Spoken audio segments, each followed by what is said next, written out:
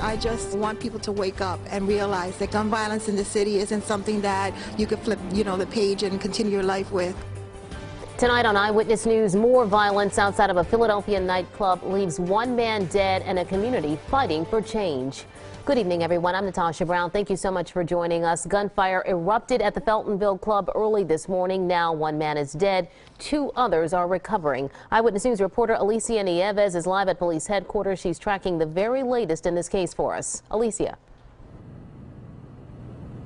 Well, Natasha, tonight police say that this morning's shooting at that nightclub and lounge stemmed from an argument. It involved 2 men and a security guard. People familiar with the lounge, though, say this is not the first time that something like this has happened there. In fact, some refer to it as essentially a hotbed for homicides.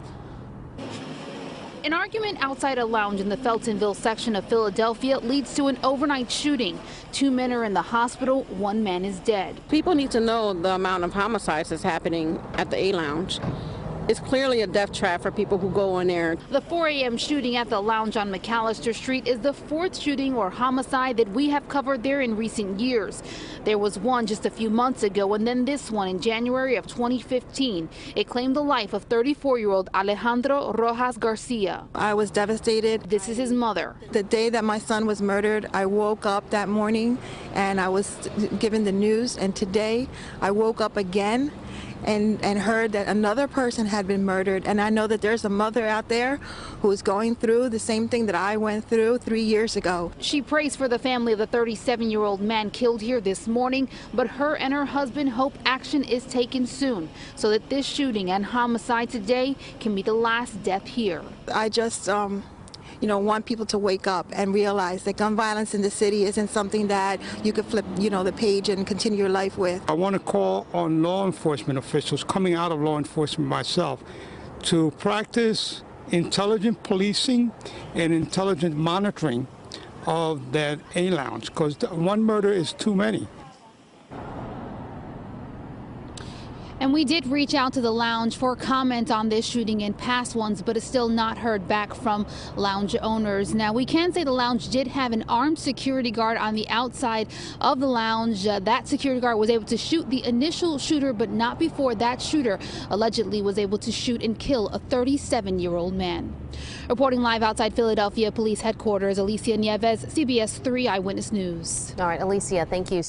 A father and grandmother, meantime, are now facing serious charges tonight after police say a 3-year-old little girl shot herself in the leg inside their Southwest Philadelphia home. Eyewitness News reporter Alicia Nieves is live at police headquarters tonight. She's got the latest on the little girl's condition. Also, this investigation that's now playing out. Alicia.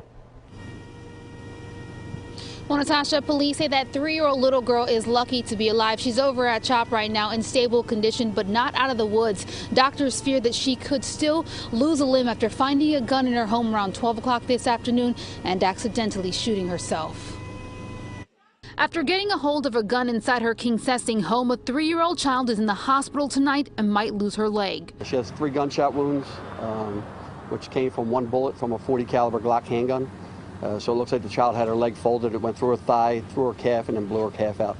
They're working hard at Children's Hospital to try to save her leg at this point. Authorities believe in the bedroom of the home on South Wilton Street, the child shot herself with her father's gun. The father of this child, who owns the gun, had gone to work and left the gun with the grandmother, who was supposed to put it in a closet and secure it. Authorities say grandma fell asleep and never secured the gun, and then after the 3-year-old shot herself, grandma hid the gun and cleaned the scene before 911 was called. Medics arrived. They initially believe they're responding to nothing but a hemorrhage or a bleeding call.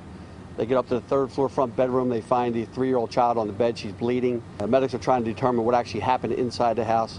The grandmother is not helping at this point, telling us she didn't know. Grandma only told medics about the gun after they clearly realized the child's injury was a gunshot wound. If medics arrive on scene, they have to be able to treat these kids with the right attention, and that little bit of delay could have caused a lot of problems for us with this child. And we're told that police are preparing to charge the 64-year-old grandmother with endangering the welfare of a child, recklessly endangering another person, and tampering with evidence. They also plan on charging the 25-year-old father for his role in not securing the gun, even though it was legal. They plan on charging him with recklessly endangering another person and endangering the welfare of a child. Reporting live in Philadelphia, Alicia Nieves, CBS 3 Eyewitness News. A surprise revelation from singer Selena Gomez. The star says she had a kidney transplant this summer and the donor was a close friend. Selena's struggle with lupus made the transplant necessary. Health reporter Stephanie Stahl is here with more on the procedure and some more detailed information about lupus. Stephanie. Exactly. With 126 million followers, Gomez made the revelation on Instagram, saying fans had been wondering why she'd been laying low this summer. Well, her publicist confirmed the transplant. So how's she doing? Well, yesterday, Selena was at a public appearance, smiling and looking healthy. Pop star Selena Gomez held a meet and greet with fans in New York City Wednesday, the day before she revealed on Instagram she had a kidney transplant over the summer. The post showed her in the hospital beside her friend, actress Francia Raisa, who donated the organ. The 25-year-old singer said in part, "I found out I needed to get a kidney transplant due to my lupus. It was what I needed to do for my overall health." I expect she's going to do very well and she will have a very positive outcome. Dr. Pooja Singh, the medical director of the Living Donor Kidney Transplant Program at Jefferson, says lupus, the autoimmune disease that Gomez has, causes the body to mistakenly attack its own tissues. It can affect practically any organ system in your body. It can affect your heart, it can affect your muscle, it can affect your joints, it can affect your skin, and it can affect your kidneys. For patients like Gomez who need a transplant, an organ from a live donor is preferable, and the donor doesn't have to be related, only medically compatible. The best outcome in terms of the quality of the kidney and in terms of the longevity of the recipient is with a live donor transplant. The singer also showed images of a post-operative scar on her lower abdomen. She didn't say where or when the procedure took place. Also unknown, the condition of the donor, Gomez's 29-year-old actress friend. Doctors say living donors can have full productive lives with just one kidney. And also on Instagram, Selena said she was looking forward to sharing more details of her journey soon. She revealed her lupus diagnosis back in 2015 and took a break from her career last year to deal with things like anxiety, panic attacks, and depression, all related to the disease. Doctors tell us she's going to have a lifelong battle with lupus, but she appears to be doing okay from the transplant. She sure does. Sure does. All right, thanks.